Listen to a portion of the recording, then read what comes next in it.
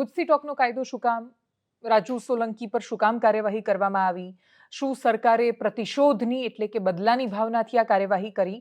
તો એના ઉપર છેલ્લા જવાબો તો હા છે કે રાજુ સોલંકી તો ખાસા વર્ષોથી ગુના કરી રહ્યા હતા અને એ ગુનામાં એમના ભાઈ ને બાકીના બધા લોકો પર બહુ લાંબી યાદી હતી ગુનાની. એટલે એ પોતે ગુનાખોરીની પ્રવૃત્તિમાંથી સતત આવતા હતા. એટલે એમની સામે કાર્યવાહી ક્યારની થઈ જવી જોઈતી હતી. આવા અસામાજિક તત્વો હદથી વધારે મોટા જ નહોતા થવા દેવા જોઈતા, પણ છતાંય એ મોટા થયા. એનું કારણ કે એ વખત સુધી સરકારને એવું લાગ્યું હતું કે જરૂર પડશે ત્યારે કદાચ રાજુ સોલંકી પણ કામમાં આવી શકે એમ છે. અને ભારતીય જનતા પાર્ટી જુનાગઢ કોર્પોરેશનમાં જે રીતે સત્તામાં આવી અને જે રીતે રાજુ સોલંકી સહિતના માણસોએ મદદ કરી ભારતીય જનતા પાર્ટીને કથિત રીતે જે તે સમયે, એનું ઉદાહરણ હતું કે જરૂર પડે ત્યારે એ લોકો મદદ કરી લેતા હતા. રાજુ સોલંકીના દીકરાનું નામ સંજય સોલંકી જુનાગઢ NSUI એટલે કે કોંગ્રેસના જે વિદ્યાર્થી પાંખ છે એના એ વડા હતા, એક્ટિવ હતા, કોંગ્રેસના નેતા હતા. કોંગ્રેસના નેતા છે. અને 31 મેની એ રાત ગોંડલના ધારાસભ્ય ગીતાબા જાડેજા, પૂર્વ ધારાસભ્ય જયરાજસિંહ જાડેજા, એ બંનેના સુપુત્ર ગણેશ ગોંડલ ત્યાંથી ગયા, જુનાગઢ બાજુ ગયા અને પછી ગાડીના ટકરાવાની કે ક્યાંક મૂકવાને લઈને બસ માત્ર સંઘર્ષ થયો. બંને નેતા પુત્ર વચ્ચે ગાડી મૂકવી, પાર્કિંગ કરવી કે અથડામણ, કોઈ બાબતે સંઘર્ષ થયો, વિવાદ થયો અને પછી ગણેશ ગોંડલે જે વર્તન કર્યું એ એકદમ અશોભનીય હતું. આ દેશની કાયદો અને વ્યવસ્થા એને પરવાનો નથી આપતી. ગણેશ ગોંડલે જે કર્યું, જે સંજય સોલંકીની સાથે શું, દેશના કોઈ પણ માણસ સાથે આ ન થવું જોઈએ. દેશના પ્રત્યેક નાગરિકને ગરિમાપૂર્ણ જીવનનો અધિકાર છે. પણ જે લોકો પોતાના શાસન, પોતાની કાયદો વ્યવસ્થા અને પોતાની આજુબાજુ જ અલગ જ દુનિયામાં રહેતા હોય છે, એ લોકો એવું માને છે કે એમનું નામ એ જ કાયદો વ્યવસ્થા છે. એ લોકો એવું માને છે કે એમનું સરનામું એ જ દેશ છે, એમના મમ્મી પપ્પાનું નામ એ જ આ દેશનું બંધારણ છે અને એ લોકો જે કરશે એ કાયદો અને વ્યવસ્થા બની જવાની છે. ગણેશ ગોંડલ પણ કદાચ આજ ફાંકામાં કે ભ્રમમાં હશે અને એટલે એમણે જે કર્યું એ ખોટું થવાની શરૂઆત હતી.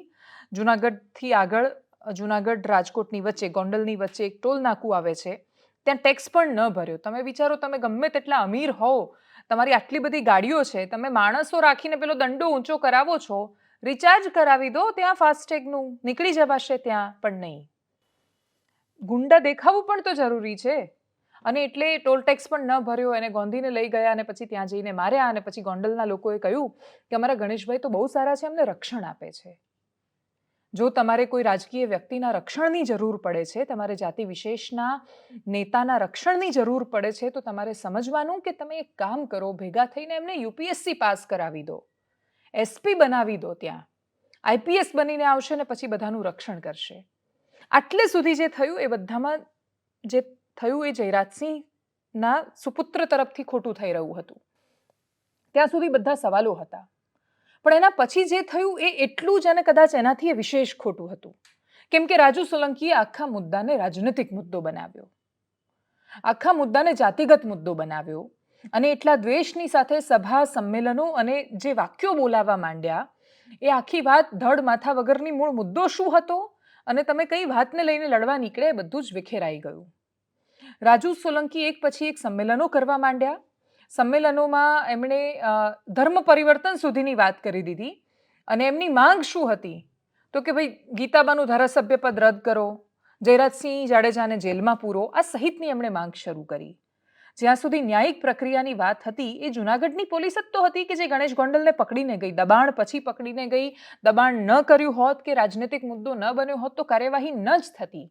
એ બધી સર્વવિદિત હકીકતો હોવા છતાં એના પછી રાજુ સોલંકીએ જે રીતે વર્તન શરૂ કર્યું, એ પ્રશ્ન હતો કે તમારો પોતાનો ગુનાહિત ઇતિહાસ છે, તમે અનેક માણસો પર ભૂતકાળમાં અત્યાચાર કરી ચૂક્યા છો, તમે સતત ગુનાખોરી માટે ટેવાયેલા છો અને તમે એ રીતે વર્તન કરી રહ્યા છો જાણે તમે સાવ નિર્દોષ હોય અને સામેવાળો માણસ છે એ જ અપરાધી હોય.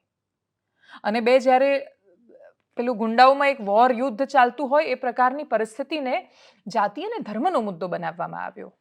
અને આટલું થયું ત્યારથી ખબર હતી કે સરકાર ગમે તે ક્ષણે એન્ટર તો થવાની છે. એ એન્ટર પણ થઈ. રાજુ સોલંકી સહિતના બીજા 3 માણસો, એમના પર ગુજસી ટોક હેઠળ ગુનો દાખલ કરવામાં આવ્યો છે. એ ગુનો દાખલ કરવામાં આવ્યો એની પહેલા રાજુભાઈના ઘણા બધા એવા નિવેદન હતા કે જે આ ઘટનાને કોઈ જ લાગે વળગે એવા વિશેષ હતા નહીં. ગણેશ ગોંડલને પકડ્યો, આજે જ એની સામે ચાર્જશીટ 4500 પાનાની ચાર્જશીટ દાખલ કરી છે સરકારે. 120B ની કલમ પણ ઉમેરી છે એની અંદર. એ ગુનાહિત કાવતરાની કલમ છે 120B ની. એટલે અચાનક મળ્યા ઝઘડો થઈ ગયો એ રીતે સાવ કેસને નબળો બનાવવાની પોલીસે કોશિશ નથી કરી.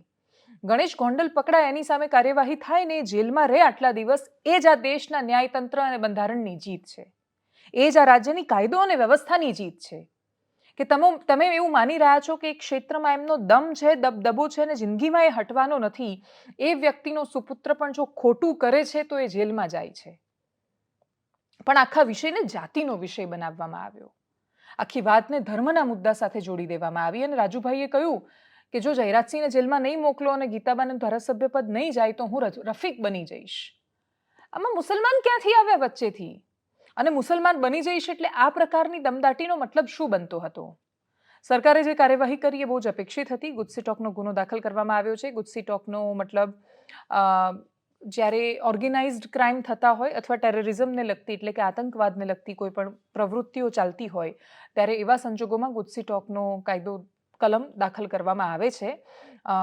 ખૂબ પક્ષપાત સાથે એ કલમનો ઉપયોગ થાય છે. એમાં તમે કોઈ જ ના નથી પાડી શકતા એમ. પણ એકદમ શરૂઆતમાં મેં જે કહ્યું કે તમારું પોતાનું ઘર કાચનું હોય ત્યારે તમે કોઈના ઘર પર સતત પથ્થર માર્યા કરો ત્યારે એકાદ પથ્થર સામે આવતો હોય છે. આ કદાચ સામે આવેલો એ પથ્થર છે. આનાથી વિશેષ કોઈ નિષ્પક્ષતાની અપેક્ષા ભારતીય ન્યાયતંત્ર પાસેથી છે નહીં.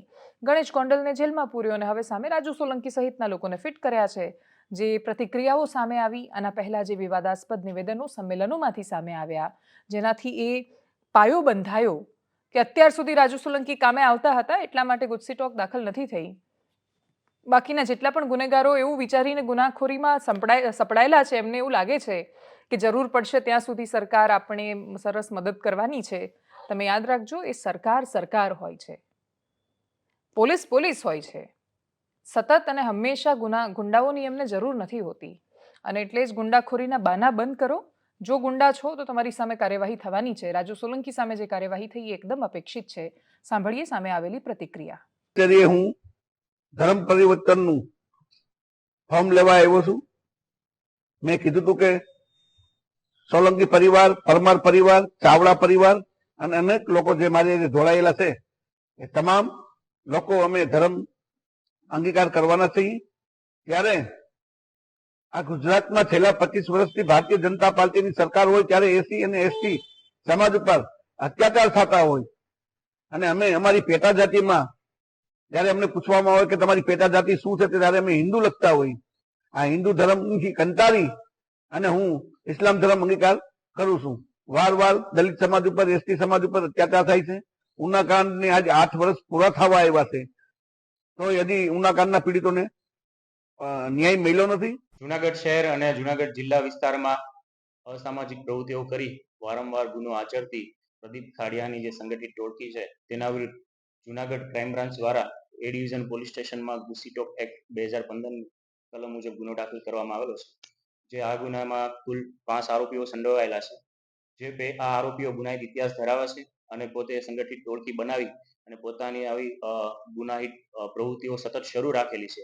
ઓર્ગેનાઇઝ ક્રાઇમ અને સિન્ડિકેટ ગેંગ દ્વારા આ પ્રવૃત્તિમાં ખાસ કરીને ખૂનની કોશિશ, ધાક ધમકી, ઉઘરાણી કરવી, આર્મ્સ એક્ટ, પ્રોહિબિશન, જુગાર, લૂંટ, અપહરણ, પોલીસની ફરજમાં રૂકાવટ આ પ્રકારના ગુનાઓ નોંધાયેલા છે. જે પૈકી આરોપી નંબર 1 રાજુ બાવજીભાઈ સોલંકી વિરુદ્ધ કુલ 12 ગુનાઓ નોંધાયેલા છે. આરોપી નંબર 2 જયેશ ઉર્ફે જવો બાવજીભાઈ સોલંકી વિરુદ્ધ કુલ 9 ગુનાઓ. 3 દેવ રાજુભાઈ સોલંકી તેના વિરુદ્ધ 2 ગુના. આરોપી નંબર 4 યોગેશ કાળાભાઈ બગડા વિરુદ્ધ 3 ગુના. આરોપી નંબર 5 સંજય ઉર્ફે સંદુ રાજુભાઈ સોલંકી વિરુદ્ધ કુલ 6 ગુનાઓ નોંધાયેલા છે.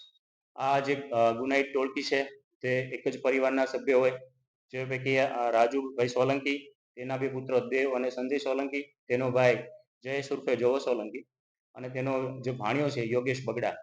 આ ટોળકીએ સતત પોતાની સંગઠિત ટોળકી બનાવી અને ગુનાહિત પ્રવૃત્તિઓ શરૂ રાખેલી છે.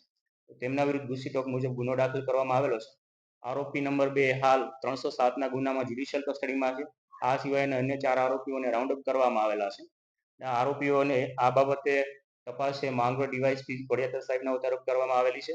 સાથે સાથે આ આરોપીઓને આવતીકાલે ગુજસીટોક સ્પેશિયલ કોર્ટમાં રિમાન્ડ માટે રજૂ કરવામાં આવશે.